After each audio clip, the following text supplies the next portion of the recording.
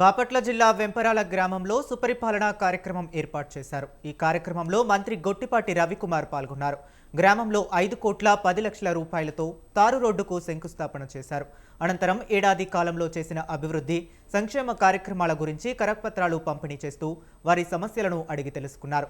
ఏ రాష్ట్రంలో ఇవ్వని పెన్షన్లు, తల్లికి వందనం, ఉచిత గ్యాస్ అందిస్తున్నామని మంత్రి తెలిపారు.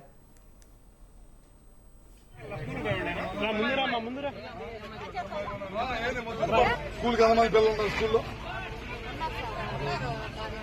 మన యూనిఫామ్ ఇచ్చారా బాగుందా బాగుందా యూనిఫామ్ పుస్తకాలు బ్యాగు క్వాలిటీ ఉన్నాయా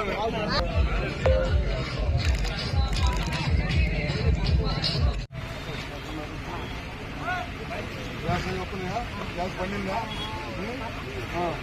నేను 100 రూపాయలు